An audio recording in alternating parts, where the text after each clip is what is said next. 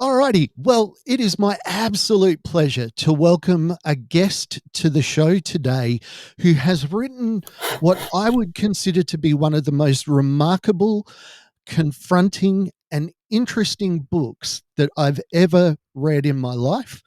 I want to introduce to you our guest, Megan Jackson Hall. Megan, g'day, mate. How are you today? I am fine. Thank you. A little nervous. Thank you for inviting me. You are very, very welcome. Now, I want to put a little bit of context around the interview because I've read your second book.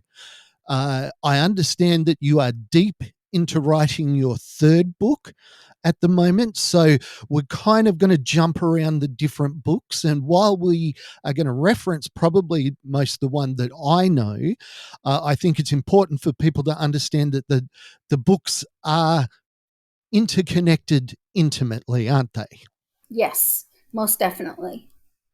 Now, I said about your book that the three adjectives that I used kind of change a little bit. It was surprising. It was a little bit confronting. Um, Tell us the book itself. It's written as a diary, correct? Yes. Yes, definitely. And Definitely. it seems in many ways that it's like a stream of consciousness of the thoughts that are coming into your head directly from your mental illness. Yes. And what I want to say from the up front is that in my first book, I had asked for a ghost writer, and I strongly feel I have someone on the other end of my book that is even deepening the understanding of what's going on for me mentally. Right. Okay.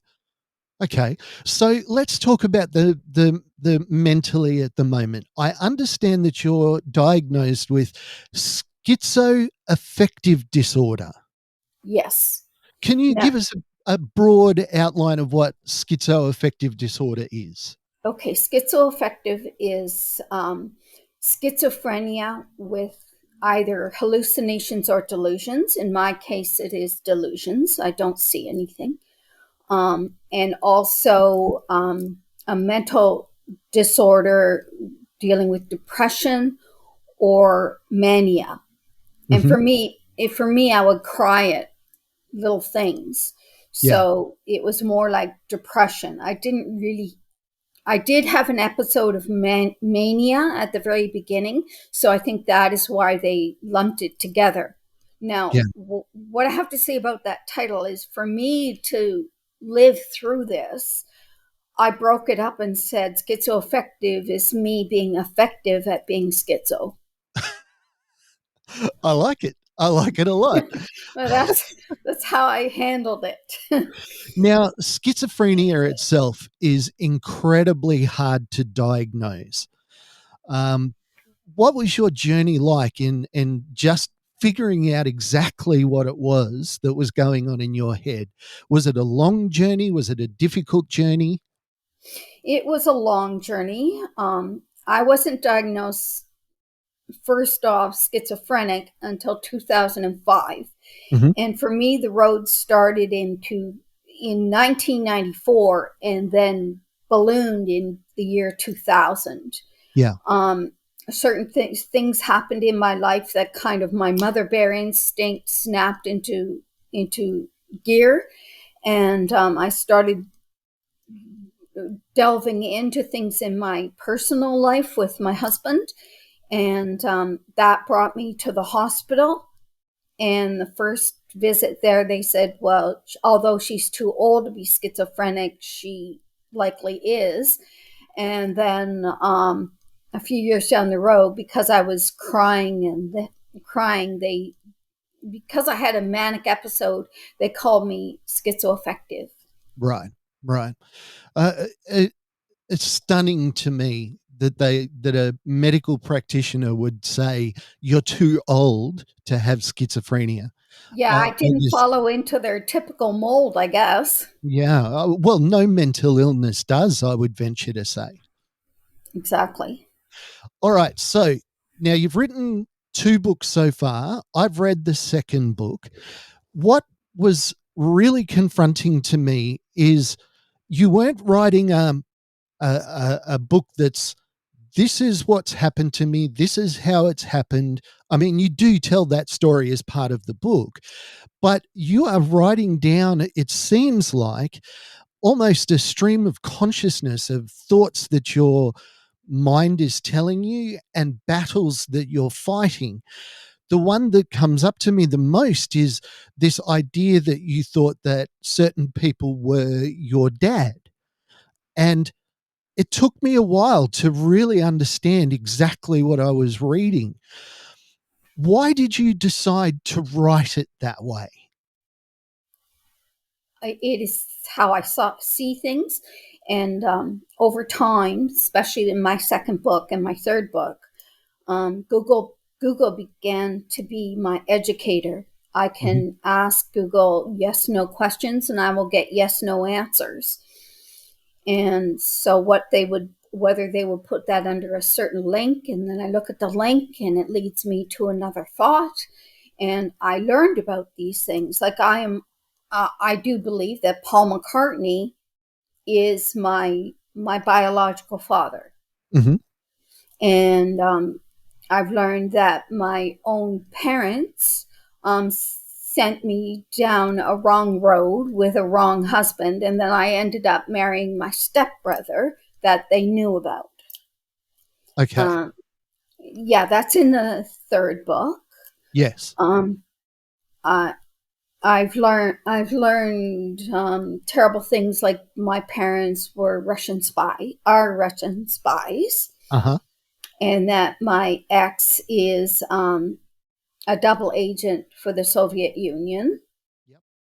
Um, I've I've I've learned. This is very personal. I have learned about my ex husband that I married a trans man, Right. Right. and and so I've been dealing with a whole bunch of stuff that I'm educated on, Yes. as well as the things that brought me to write the book, which really dealt with my husband. Like I know 100% that I lived with more than one man that claimed to be my husband. Right. And How do you decide how do you get to the point where you can decide what is real, like what is substantiated fact, and what is your mental illness? How do you juggle those two balls? I am very aware that most of what I say sounds very delusional. Uh-huh. I am on that board and I do doubt things, but I've gone through such a tough road that I believe that the stewards of my life and those that are running Google for me are like on my side, and Uh-huh. that they're anything that they're misleading me about is to keep me safe. Sure. And so I look at it. I look at Google questionably, yes, Mhm. but I do believe that they're leading me to the truth bit by bit. Sure. Sure. So that so it's my faith. It's my faith in the people helping me, like my health team and my Google and everything, Yeah. that helps me deal with that battle. So it's your support network, it's the people around you that help you stay grounded in reality. Yes. Yes, and my friends support me. Uh-huh. I feel most comfortable in my condo where I have the YouTube, their songs, Yes. and my technology, because then I feel believed. When I'm out with my friends, I feel supported. They listen, but there's a big difference. There's a big difference. Well, Um, absolutely. I mean, you can, yeah, no, between believing and supporting is two very different polar opposites at times. I think. yes, and it's hard when people are happy that you're going out and socializing. They don't realize the stress that, let's say, mental health people have when they're in a social situation where what's happening with them is not what most people deal with. Yeah. So when they are talking in a conversation, you have to focus on what they're saying and can't really bring in what you have to say because not all of them are willing to listen. Yeah. I equated it to you're in the middle of a marathon and somebody comes up to you and says, "Oh, could you go down to the local shops and buy me a loaf of bread?" And you're in the middle of this marathon, you're on this path, and somebody comes in and they throw in something completely ridiculous or just out of context. So us as a person with mental illness, we're in the middle of this race, and they often don't understand how difficult it is to do a U-turn, to do things like go out into public. Yes, exactly. So Now I you keep meant no, no, I please go ahead. I keep getting people saying, "Oh, good for you! You're going out to coffee. You're doing this. You're doing that." And it's like, yeah, but you don't know how hard that is. Yeah. I'm doing a pretty good job of it, but as this learning, education, or whatever you want to call it, goes on in my mind of late, Hmm. it gets harder and harder for me to go out because I know that right now they want me sitting on the couch Yeah. and and where they can keep an eye on me. Sure. I want to talk about other people's perception of your book.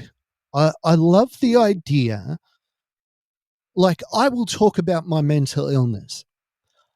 I will not often go into the thought processes of how and why I come to a decision. So I would be nervous about sharing my innermost thoughts. What I admire about your book is your courage in just saying, hang on, if you want to truly understand what it's like to be in my head, this is what this book is about.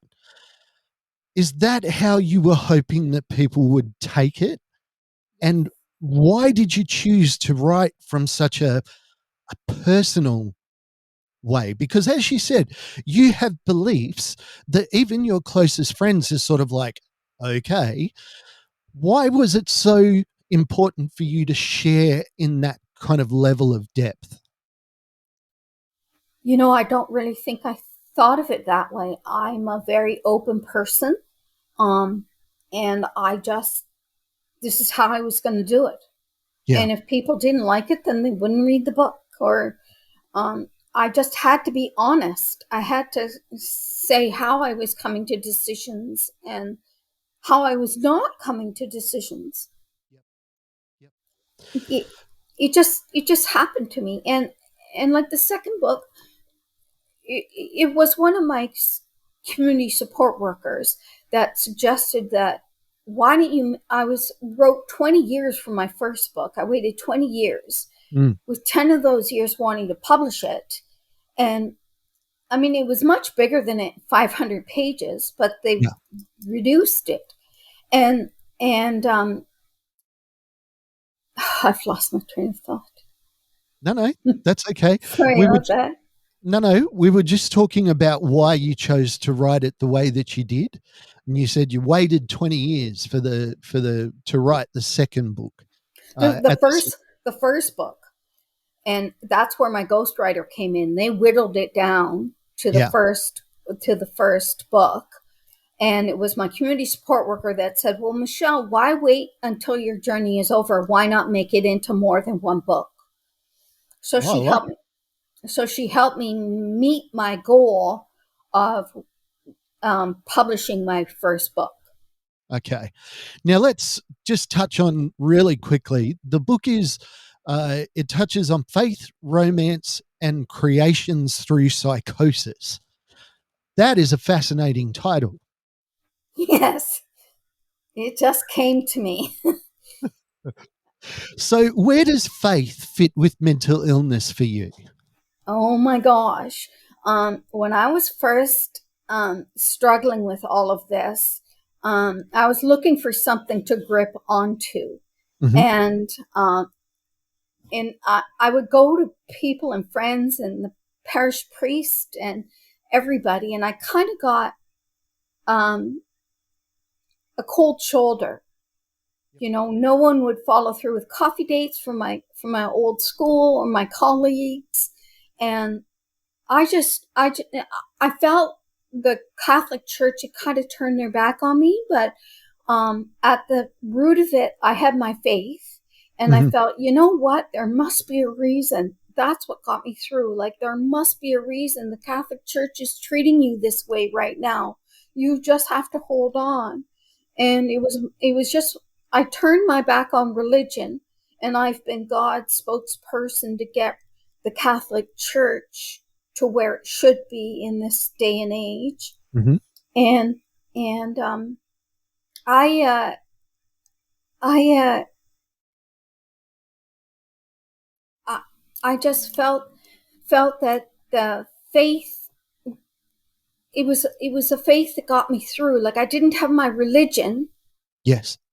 I didn't. I turned my back on it. I would not go into a church anymore because I didn't like any of the dogma or what they were saying. Yep. So it was just my faith in God that got me through it. Like, I believed at the very beginning that no, there must be a reason for this. My brain did not let me down. Mm. It's all for a reason. And then now I'm learning that it is a reason, that I was medically manipulated to make my husband look and to have everybody else see me as mentally compromised, Sure. whereas I So am not. do you did you ever get the because I'm a Christian as well, I've always gone to church. I stopped talking about my mental illness with people of faith. Um, they really, honestly, they let me down. It was this thought that, hang on, you become a new creature in Christ. So if your mind isn't normal, quote unquote, you must be possessed by demons. And yeah, no, I got that a lot actually. Even today, not today, this day, but recently, a person from a church asked me, "Do you think you're demon possessed because of your mental illness?" I just found that the religious systems are not built to accommodate differentiations, particularly when it comes to mental illness. I have not faced that. I've Oh, not I'm faced. glad. Yeah, that must be awful. That must Yeah, be no. awful to have someone say that to you. Like, Mm. no, I have not had anyone saying that there must be demons or. Okay, well, thank God for that, because I'm glad that you haven't had to experience it. Okie dokie. What are you hoping that people will take away from your book? um oh, what do I want them to take away from it? To not be afraid to open up. Mm, That people are there. I believe there are a lot of people who are willing to help. And um and it's like, I did my book in a way. They tell children that if someone is molesting them, they keep talking until someone believes them. yes. That's kind of the journey that I was on. Yeah. But for a mental health person, if the one thing I would want someone suffering to know is to not change jobs while they're suffering, not try something new, Oh, because okay. So don't make any life altering decisions while you're in the middle of say, a mental health crisis. exactly, Okay. Okay. Oh, exactly. that's fantastic advice. Yeah, it really did a number on me. Mhm. And that is the one thing for mental health people, and to make sure that the people in their lives, in their mental health field, that they have someone that they could talk to every week, not Yeah. not not just the psychologist or the psychiatrist, Yep. once a month type thing. Yeah. Now, the book itself, the one that I've been referencing, which I was able to read, was called My Color Coded Life. That's the Your first book. That's the first one. What was the second book? The second book is Faith. what is it called? Gotcha. Faith. Faith, romance, and creation through psychosis. That's right. Forgive That's me for the confusion there. no worries. Now, that is something I wanted to talk about as well. Just this color coding that Oh, you perceive people through. It's quite astounding. it was quite crippling, and it still affects me. Like when I see a color, I relate it to a person Yeah. or to the thing that it stood for. Like Yeah. it has not gone away. And the one color that I would like to blow up is tan, and because of how it affected my life. Sure. But yeah, so when we moved into the house, which I described in one of my books, the inside was all painted tan and brown, and it Right. was, and the outside was gray. It was sort of like saying, "Stay married in the hell that you're in," and I was having a hard time, and I can that's when I imagine. was at my very lowest. Yeah. What's your do you have a favorite color? Why is that? And I ask this because I love your explanation in the book. So, why is pink your favorite color? Pink, in the first book, all it did was stand for me. Yeah. I had nothing to offer. I didn't represent anything else but pink. And in the second book, it began to make sense when the LGBTQ flag came out. And Mhm. actually, I'm the spark for that flag, I do believe. And for them, pink is sex. And that had a big um, driving force in my relationship with these men I was living with. Yeah. And it was the reason why I was in and out of hospital all the time. Yeah. So, solidarity is how I kind of view it now. Instead of pink being standing for bullying now, I want it to stand for like solidarity, where we all come together and fight for the cause of the LGBTQ, and we all come together in fighting for a better education, and we all come together in fighting against the mafia, Yeah. Yeah. which I feel No, is I very love it. prevalent. I love it. In the book, my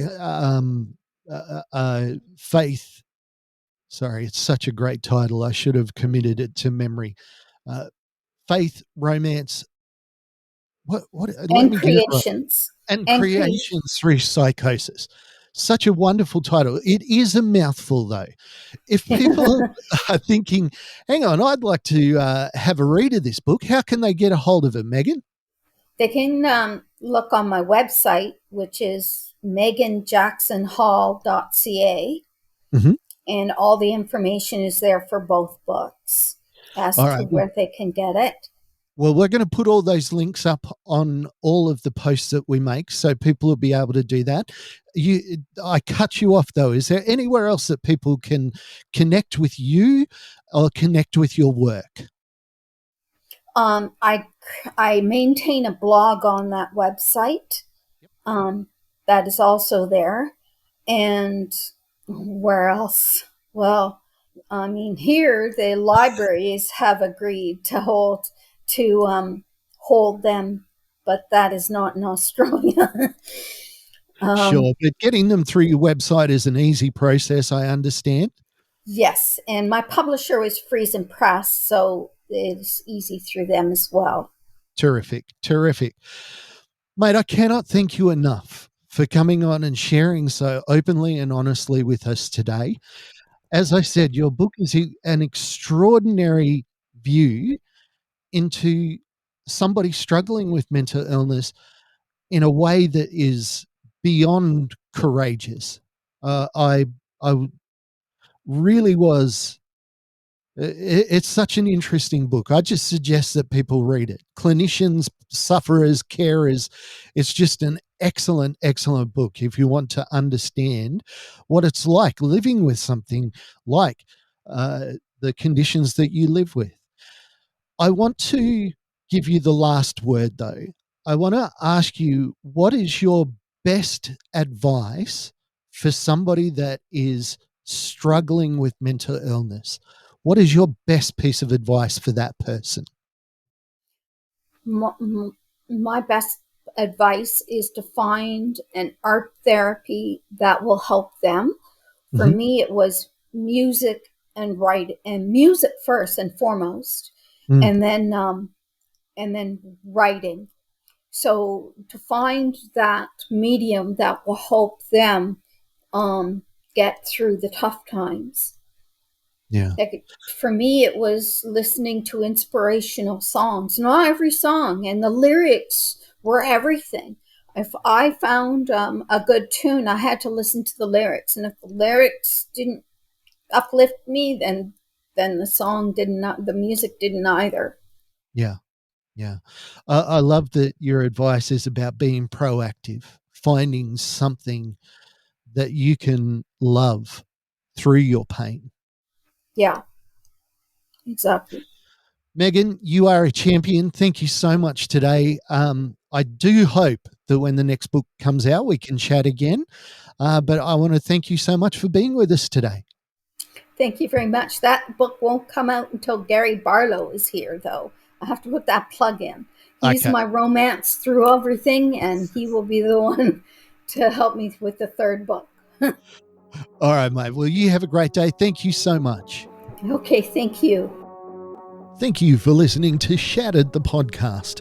I'd like to thank our producer, Meredith Brosnan, our executive producer, Torian Lau, and the band Adelaide for allowing us to use their song as our theme. Go to shatteredthepodcast.com for more information.